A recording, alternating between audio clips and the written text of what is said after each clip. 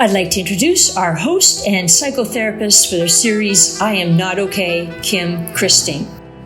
Kim is the founder and executive director of Bay Ridge Counseling Centers and Human Strong, which is part of the Bay Ridge Circle of Care. He is an author and creator of several mental health programs in the area of mood disorder and anger management. For several years, Kim hosted a call-in national talk show called Nightlight and has appeared on numerous national talk shows speaking to the issues of mental health and relationships. Over his 40-year career, Kim has intimately worked with thousands of individuals, couples, and families to help navigate the challenges of mental, emotional, and relational health. Please welcome Kim Christing. Thank you so much, Amy. We want to welcome our two guests for today, Dave Hutchison. Dave is a retired former professional ice hockey defenseman who played for the Philadelphia Blazers and the Vancouver Blazers of the World Hockey Association, plus the Los Angeles Kings, the Toronto Maple Leafs, Chicago Blackhawks, and New Jersey Devils of the NHL. He was noted for his aggressive, hard-nosed defensive play more than his offensive prowess. He often played in a defensive tandem with defensemen such as Dory Salming and Doug Wilson. He was chosen 36 overall by the Los Angeles Kings in this 1972 NHL amateur draft, but chose to play for the Philadelphia Blazers and the Vancouver Blazers of the World Hockey Association for 2 seasons. In 1974, Hutchison finally joined the Kings and began a 10-year career almost exclusively in the NHL. He retired in 1984. Our second guest is Joe Tilley. Joe Tilley is the retired sports anchor for CTV News Toronto. Joe had a successful career as an amateur boxer, Golden Gloves champion, 3-time Alberta welterweight champion, and bronze medal champion at the 1978 Canadian Championships. Since signing on as the 11:30 p.m. sports anchor in 1984, Joe has developed a dedicated audience and viewership that is attributable to his enthusiastic and energetic on-air style. He was well known for his program features that include Swiss Picks and the Excellent Sports Adventure. Joe now hosts an online show called Joe Tilley's Great Canadian Sports Show. Welcome, Joe and Dave, to I'm Not Okay, looking at the tough exterior of men and men in sports. Lasting 60 minutes in a fast-moving, hard-hitting NHL game is tough enough, but to grind out over 10 years, that takes another level of toughness. To last one round in a ring with a high-level boxer is difficult, but to be a Golden Glove champion, you better be able to take a punch and deliver the haymaker. Our guests have had an athletic career in professional sports in roles of being a tough guy. Tough guys in a harsh, demanding sporting world. How did they handle the pressure, the taxing testing, the unbending competition, the hard-headed determination to be able to face the next new young tough guy trying to knock you off your block? Gentlemen, I'm so delighted that you are joining us today, and I would like to talk with you about this whole aspect of men, toughness, the exterior aspect of toughness, and what that means to our inner world and our emotional and mental health in terms of that. So let me just begin. Did you guys see yourself as a tough guy? Not when I was a child growing up and playing hockey. I just wanted to play. But then the game, pardon me, evolved into a tougher game. And I realized if I was going to pursue the career that I wanted, I was going to have to adapt to that style, and it was going to make me more effective. And when I say that, I mean when the other team knew that you were a little dangerous, if you will, out there, they would give you more room. In other words, the puck went back into my corner, I'd have a little bit more room to go get it because the guy wasn't right on my tail like they would be on, say, maybe a guy that they knew wasn't as aggressive as I was. So that gave you some space, and you realized that you got a little bit of respect, and that created some space for you to do better in your whatever you were trying to do with the puck. Interesting. Yeah, that and the fact that my coaching, I had a coach, Bob Pulford. You may remember him. He was a long time Toronto Maple Leaf. Yep. He taught me how to play defense. And one of the things that really stuck with me was that I was only allowed to handle the puck for 1 second. 1 second. So that meant that I had to know where I was going to go with that puck before it even got to me. So my eyes were like wide open, waiting for the pass, but already knowing when I was going to get it, it had to be going up there to the left winger, to the centerman, or wherever. I had 1 second to handle the puck, or I was on the bench. Wow. So was being tough then a conscious decision? Well, you knew what I was out there for. I knew, and it's not the easiest position to play. That you're going to have to probably tangle with their tough guy on their team or whatever. And that's what it was back then. It wasn't tough guys picking on their star players or weaker players. It was always tough guys battling with their other tough guys. Okay. And were you a tough guy, Joe? Well, I wouldn't say that. My deal was that, I for a few different reasons, I always thought that I could be a successful boxer, and I regretted that I hadn't pursued it at an earlier age. So when I reached a point where I was, 18, turning 19, and I was in a pretty bad way. I was basically a teenage alcoholic. And I drank, and I partied, and I dropped out of school, and I was, and all I wanted to do was party, and for a while that seemed fine. It seemed like I could maybe do that. I could maybe function, but after a while, I became depressed. I became, really messed up, and I turned to boxing as basically I looked at boxing as the last door on the last house on the last street, right? This is an option for me to turn my life around, because there was nothing else I could imagine I could do. I mean, at this point in my life, you're talking about somebody who probably had half a grade 10 education. I was, I tried a variety of different jobs, but the only thing that mattered to me was partying. And so when I got into boxing, it was like, this was my way out. This was made for me to change everything about my life. And I grabbed on with both hands, and I went right after it. And what happened to me is in knowing what I know today, I changed my addiction from drinking to training.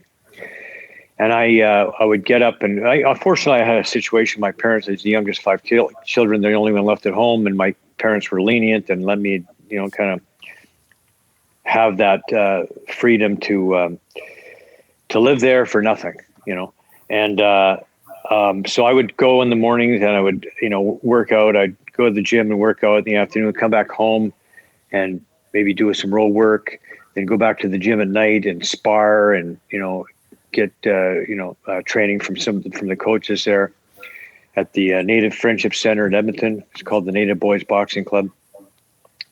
And I took it seriously, because it was like an option for me, a way to change my life, a way to do something with my life, because I felt like I was a loser. I was washed up. My life was a disaster, and this was my way out. So rather than look at myself as a tough guy per se, I felt like I had fast hands, and I wasn't afraid to get hit, and I that was, I guess, the assets that I had, and I was determined. Yeah. So we all know how good it is for young men and women to be in sports for all kinds of reasons, from self-discipline, for some sense of resilience, for being able to accomplish, for rituals and routines that we can be able to feel good about ourselves. There's a lot of benefits for sports, etc. And so that was really helpful for you, I'm hearing. And you both said you could probably deliver a punch and take a punch physically. Was there ever a time, though, that you couldn't take an emotional punch? Have you ever experienced losses in your life that really threw you for a loop? I think we all have. You know, my father passed when I was 17, playing junior hockey. That was very hard. Can you talk about that? You were 17. You were playing hockey. Did he love hockey? Oh yeah. He was my influence to get me into hockey, and he was the one who drove me to all my games and practices. And then I was just getting into junior hockey, and he passed of a one-time heart attack. He was only 51. Wow. And what it did, though, is it really motivated me at that point in time, because I knew that his wish was for me to make it as a hockey player. And really? That was when he passed. That was the driving force. That was like the fork that got into my arse to get me really motivated and going. And I really kind of dedicated it to him. And really? All of a sudden, things started taking. I was getting better. The game back that time. Remember back in the early 70s. You know, the Big Bad Bruins, the Broad Street Bullies of Philadelphia. They were winning the cups, and teams were looking for guys. So I realized that. My coach told me, he says, start hitting, and if you like to, I like to scrap. It's a little bit strange, I guess, but growing up as a child, and that I like to do it. I used to box too, Joe, and once that kind of game came into play for me, that's when I started getting better. I was getting more ice time. And like I said, I was getting more room out there. So it made my job a little bit easier, although it never is out there. But, they also put me with some pretty good defensemen that I tried to protect, if you will. And whenever, the puck come to me, I just move it over to Borja Salming or, Doug Wilson, Gary Sargent, these guys that were offensive players, and, let them roll with it. Wow. That's why they became Hall of Famers, Dave, because of you, my friend. There you go. There you go. Nice. Thank you. Well, and I find that interesting, that motivation, that pitchfork, as it were, and that sometimes losses really affect us and move us internally to do things that we might not have been able to do without that. And you also, were you not a close friend of Bob Probert as well? Yeah, but I never played with Bob as a hockey player. He was 15 years younger than I was. But we met playing alumni hockey. Bob couldn't get over the border.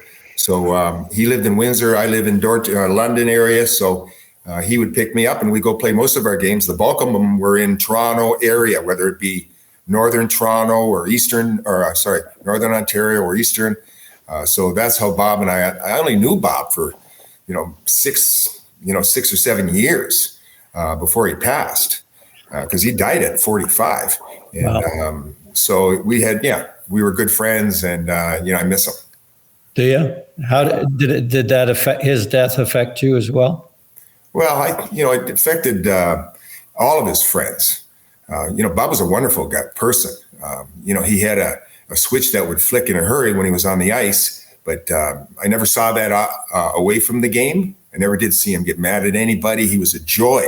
People loved to see him. He was like that big bear that came around, and whether they were police officers that were trying to bust him, hockey, everybody loved the guy. And when we played these games, mostly we played against the cops. They were the first ones that wanted pictures with him. And also the first ones that were arresting him. It was quite a fiasco. Loss for you, Joe. Well, how does that affect you? As a lot of people know, we lost our son Spencer to a fentanyl overdose in 2014. So when it comes to loss, I mean, that's, I can't imagine it's about as bad as it gets, right? I can't imagine anything any more loss than that. And it's like, before that happened, friend George Chiavallo had lost Jesse, then George Jr., then Stevie, and then his wife, I experienced some of that with knowing George, and I've had other friends who've lost children, and it was tough, and what Spencer kind of indicated to me when he was going through treatment and then aftercare program is that he had a desire to help other people, and he had the desire perhaps to be a counselor, which is what I do today. Is I work at Addiction Rehab Toronto, and I'm a part-time counselor there, and taking people through recovery, and now what I get from that is, like, I know Spencer wanted to help other people, and I want to help other people, and I find that by trying to be helpful, finding ways to be helpful, it takes me out of myself. It gives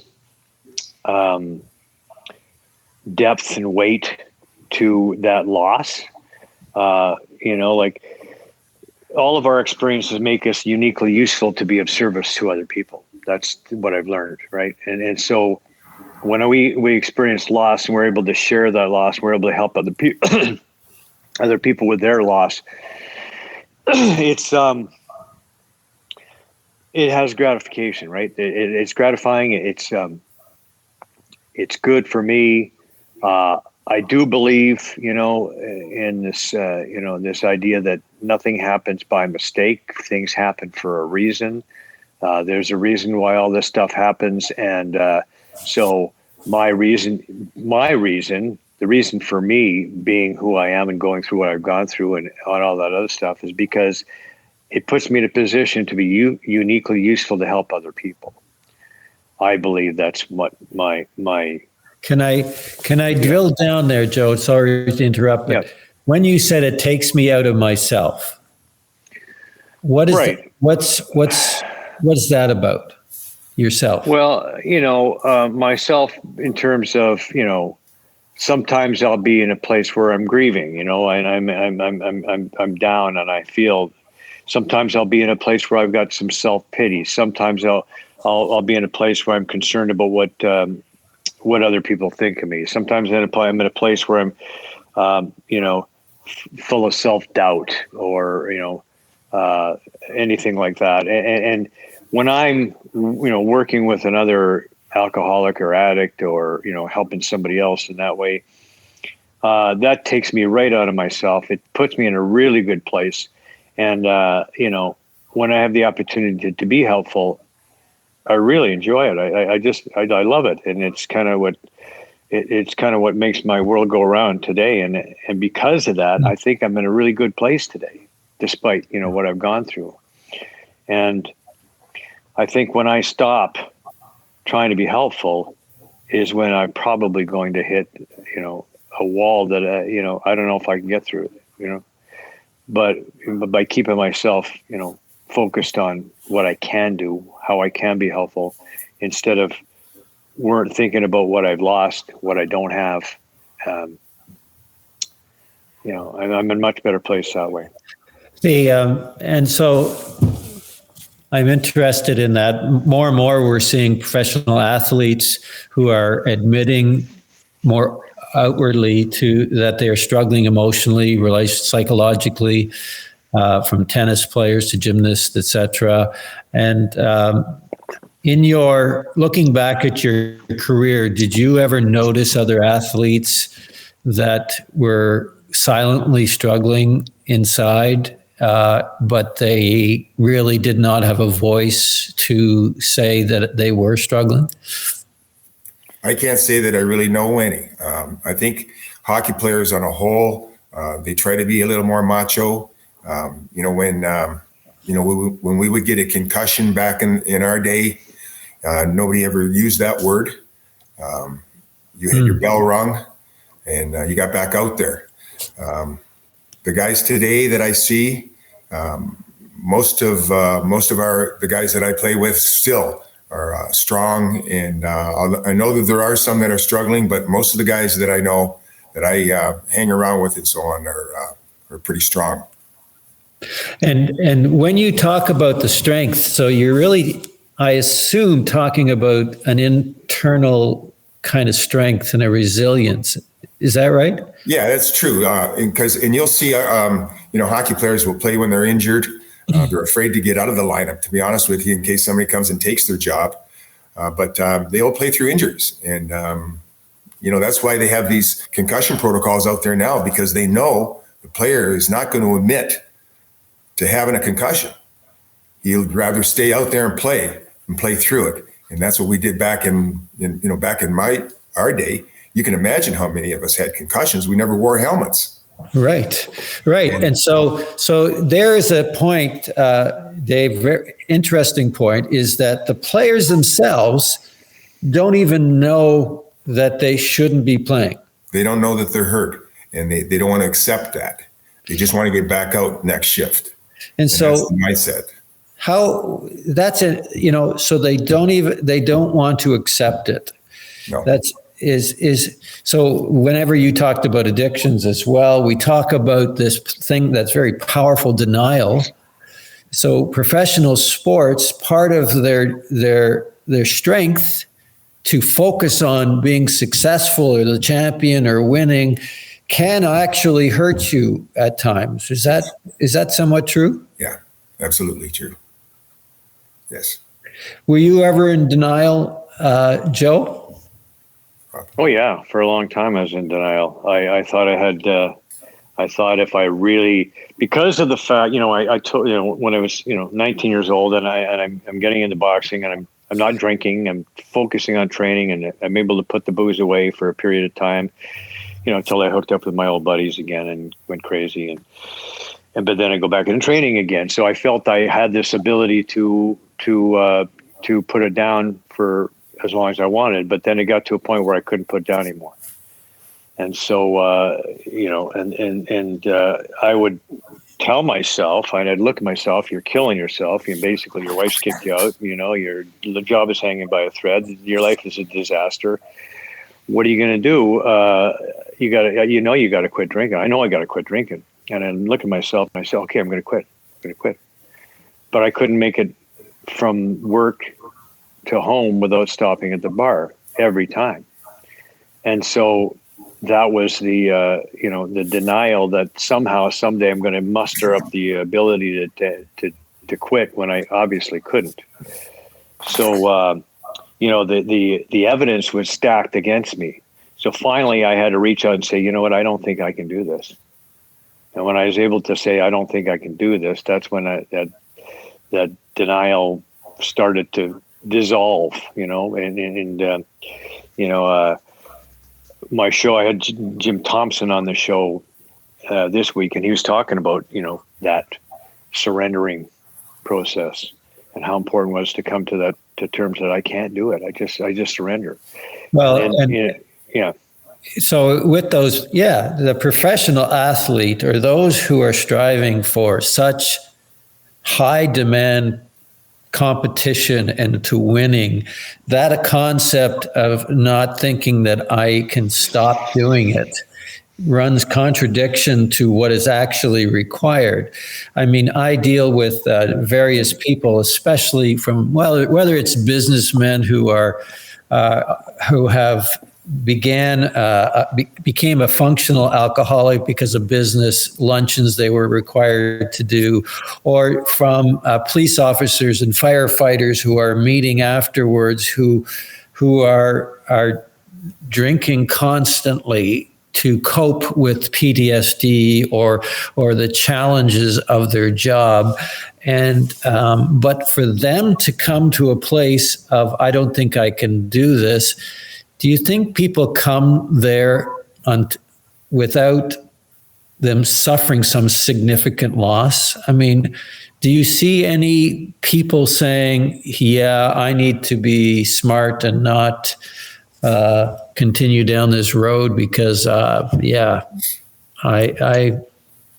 I maybe be able to do it, but I probably shouldn't. I don't know.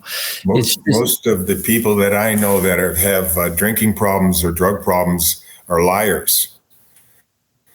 They completely lie to you about, how much they're drinking or what drugs they're taking or doing. And that's the sad part. That's the real sad part. I had a real good friend of mine, Dan Maloney, another tough guy that passed away here a couple of years ago, and the booze got him. And he was away for a while. His family had put him in not an institution, but a place with locked doors, so he couldn't get out. Mm-hmm. And he was in there for a long period of time, like years. And when he finally did get out, it took him about a week before he drank himself to death. And all along that time, he promised me, because I was trying to help him, and he promised me, looked me right in the eye and lied to me. And that's the same with drug abusers. I saw it with Bob Probert, and it's an awful thing when you think you've got a really best friend, one of the guys that you really rely and trust, that lies to you. It's the booze and the drugs. I know it's not them. It's the booze and the drugs. The disease. Right. The disease is a liar. Yeah. And the disease will lie to me and tell me that I don't have it.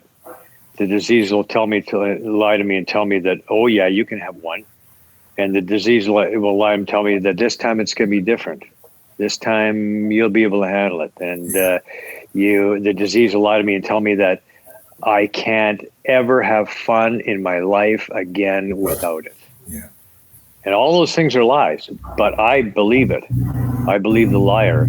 And so I'm going to do, say, and whatever I have to do to say to continue on, because, yeah. So that's what that liar, that disease that lives in my head. And I'm telling you, I would be leaving work and say, I'm going straight home. I am going home, and I'd pass a lie detector test. And then get on the 401, and I can't make it past the first exit on the 401. I even tried changing the lane so I get into towards the express lanes, and and then I found myself coming back to, because I just the liars tell me that there's something going on there, that the fear of missing out or whatever. And it's working overtime, and it's getting me to the bar, and it's getting me to the bar too. And the disease wants me dead or insane, and it won't stop until I'm either dead or insane. And that's what, and until I finally surrender and say, I can't do it on my own, I have to have help. I have to, be around other people who've gone through the same thing I've gone through, and they've experienced the same thing I've experienced, and they've got through the other side. They've gone through that door, because I just can't do it on my own. I keep trying. And the disease keeps telling me, yes, I can, but I can't. But doesn't that make you feel like a weak guy rather than a tough guy? Well, but there's a saying in recovery that it's called surrender to win. Because if you really want to win at the game of life, then you have to give up control and stop telling yourself that you can do things you can't. Stop listening to that liar and stop being a liar, like Dave said, right? It's just like, then you get in recovery. You got some messes to clean up because of all the lying you've done, right? I had a bunch of messes to clean up. So, nobody wants to admit that they have no control. Who wants to admit that? But the fact is, if you're an alcoholic of my type, you have no control. And when you give up control and surrender to that disease and accept, that I don't have control. I'm never going to have control. I need to do what I need to do in order to get sober, and then I can have a good life. But you know what? I can tell you that the life you get to have is way beyond what you've ever had before, even beyond what you can imagine. It's a great life, but it happens as a result of giving up control. And I don't want, my ego says, no, you don't want to give up control. You can do this on your own. But I can tell you, I buried a lot of guys, friends, children. I buried a lot of people who believed that they had control, who believed that they can muster control, who could gain control. And when you're an addict, an alcoholic of my type, you do not have control, and you'll never have control. Well, but when you talk about that, Joe, and I so appreciate you being open and honest about it, to not have control. I mean, you guys, a lot more than me. I'm not a fighter by trade. Very aggressive in sports, etc. But I'm not a fighter. But you guys would go in there, take punches, give punches, and but when you are saying that to give up control, that's something you're afraid of. Well, what's control but a 7-letter word for fear, right? And why am I trying to control? Because I'm afraid. I'm afraid that things aren't going to go my way. I'm afraid I'm going to lose what I got or not get what I want. And so I have fear, and I believe that somehow I've got to manipulate my exterior, manipulate the world to make it happen so that I can have what I want. And that's what control is all about. And when I can move from control and letting go of control and moving to, I get the Mike Pence fly in my head here. When I can let go of control and move towards acceptance, I'm in a much better place. Because we're all afraid, aren't we? Yeah, but the thing is what I find is like, okay, when I admit my lack of control, when I admit my fear, when I admit my failures, when I let that stuff go and accept who I am, you know what? I don't have to fear anything anymore, do I? Because, rather than you finding out what I'm all about and me being afraid of you finding out what I'm all about, I'm just going to tell you what I'm all about. Here you go. Here's me. Yeah. I'm an alcoholic. I have fear, and I have, control issues, and I have, deep-seated fear of abandonment, and I have, fear of you wanting to portray an image of a person that I want you to believe I am, so you won't know who I really am, because I'm afraid you know who I really am. So getting through all that, getting into all that, and understanding myself, and then saying, but you know what? Here I am. And right. You know what? I don't have to be afraid of you finding out who I am, because here I am. I'm an open book. If you like me, great. If you don't like me, great. Articulate the fear, etc. Absolutely. Right. And Dave, when I think about your coach telling you to only have one second with the puck, and you as a young guy wanted to play hockey, to not have the puck seems to be contradiction to playing hockey. And you humbly, sounds like you were able to be humble and let go of control and say, okay, I am not that guy. No, I listened to my coach, and he was the reason that, he gave me longevity in my career. Everybody wants to carry the puck up ice. Yeah. Everybody wants to go down and score a goal. I mean, that's normal. But once I realized how I was supposed to play, or how he wanted me to play, then it earned me more ice time. And, I was getting into these better situations where, the odd time the puck would come to me back at the point, and it only took a second to get that shot onto the net. So, I found out that it made me a better player. So being able to accept who we are and who we're not, what we're afraid of, and even being aware of it, that's part of the journey of what we're talking about in many ways. And are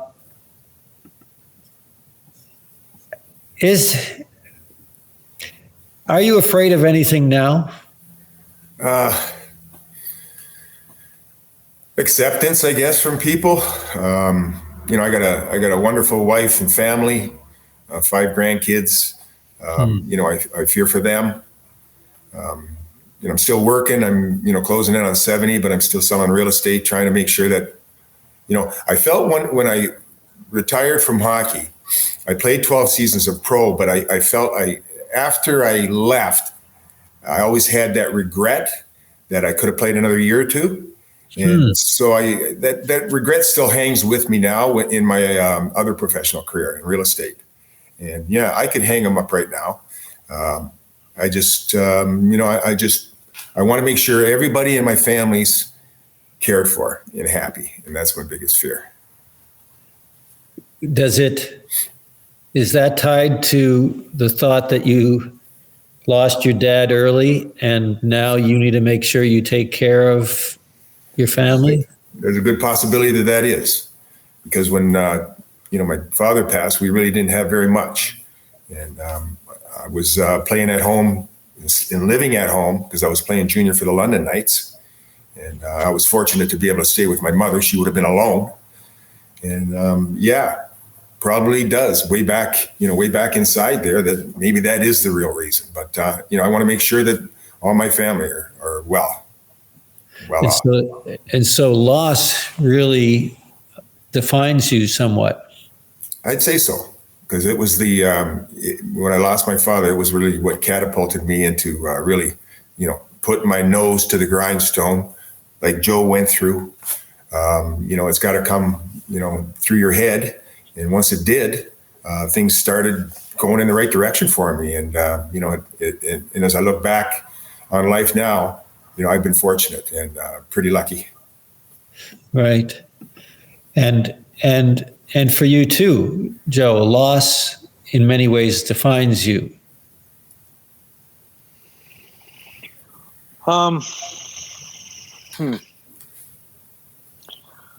So, I guess so, because, it's such a big part of me, right? It's such a big part of me, and it's with me all the time. And so, so that, loss defines who I am in that sense.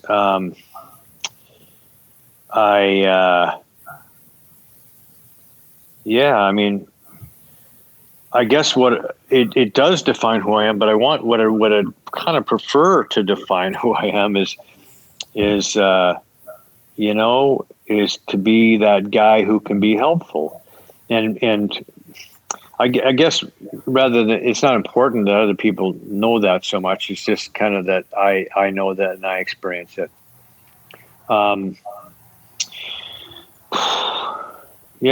I guess. What are you feeling right now?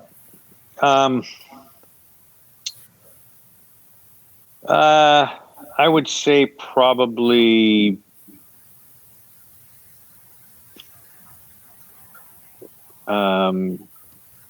maybe a little bit confusion, because I'm trying to make sense of it all, and it's like I would say that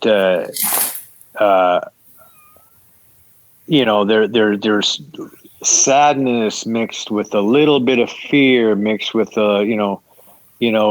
some gratitude. I mean, so I got this whole kind of melting pot of emotions that I experienced today that, I think for a long time I didn't experience any emotion at all, really. I think that was what, I think when drinking, my drinking was a way for me to control my emotions, I thought, because when I drank, I didn't have to feel. Right. And it seemed like for me, for a long time, I didn't feel. And, it was kind of like a sad, sick situation, but I'd look at stuff around me that was like stuff that I probably should feel sad about, but didn't. Should feel happy about, but didn't. Should feel love, but didn't. I mean, just numb. And then when, once I got sober and started to, change and, I started to experience those feelings. And today I do experience those feelings and I'm okay with it. And the feelings that, feelings like self-doubt and fear and stuff like that, those fears will pop in and they will stay for a while and they'll leave. The thing is that I'm aware of that, like Dave, there's always that ongoing fear that there won't be enough, that I won't be leaving, won't be taking care of my family, and I won't be taking care of my, won't be there's that fear exists. And then I go, what are you talking about? That's ridiculous. You're going to be okay. How do we know you're going to be okay? Well, here we are, this date in September in 2021. And if I look at every day that's happened before this, and I worried when I spent time worrying, I wasted my time, because you know what? I got through it. It was okay. So I know I'm going to be okay. I know it's all going to be okay. But, still, the fear, the doubt, the insecurity will pop up. So it's difficult for you. Thank you for the gift of vulnerability there, and from both of you. And it's difficult for men often to even know they're feeling something, or to touch there, because feelings, it's a lot easier to control a fight or control a puck or be able to control a business than it is to control feelings that seems to come and go, and we don't have a lot of control over that. But, guys, whenever I think of how loss defines us, for me in my story, so I lose my sister she's age 39, 2 years almost to the date. Her husband passes away, and we're coming home from his funeral, and my wife dies in a car accident, and leaving us with 4 children. And so this concentration of loss, and loss is literally, if our lives are a vessel and it's being scooped out, and all of a sudden it seems like there's nothing left. It's something else has to be in there, and there's grief and there's sadness, etc. And I think the challenge with loss is that it is a powerful, powerful energy that can form and make us something brand new. There's a creative aspect to it that if we have the courage to be an emotional and a relational tough guy, which means that we can accept and talk about and say what we experience, we can actually become greater than we were. And certainly one of my regrets, Dave, you talked about one of your fears, your regrets is that the man I was with, my wife who passed away, was a shell of a man that I am now. And I wish I would have been that man to her. And I was even a good guy back then. But I know that grief and loss can either destroy us or make us. And it sounds like for Dave, your dad really was, and the loss of your dad propelled you. Yeah, it was a driving force. There's no question about it. So I look back on life now, and I wish he was, would have been around to see me play junior or pro, and still think about it. But it was a big fork in the road for me, and it was something that come from my heart, but a lot of it was right there. Yeah, in my brain. What do you think your dad would say to you today? Well, I'm sure he would be, proud of me. What would he say?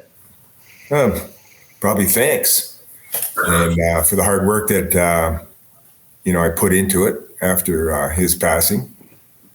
I tried to be a good son for my mother, and try to be a good husband and father for my children, and try to give them everything that I didn't get because of losing him at such a young age. You miss him? Oh, yeah. What do you miss most about it? Well, when you're 16, 17 years old, you really haven't grown into a real man yet. So I miss those times with him from, 17 to, 30 or 40, being able to converse with him and, get his ideas on things. Basically, a young man being left alone out there because it was just my mother and I. And I had my junior, teammates and players that you would rely on. But it's a big loss for me. I think I talk to my dad more now. He's gone. And I miss being able to talk to him as an adult and missed out an awful lot of opportunities that I regret of talking about him and his young years, etc. And but I get it. You must have missed that. Maybe that's why you listen to your coaches so much. Maybe.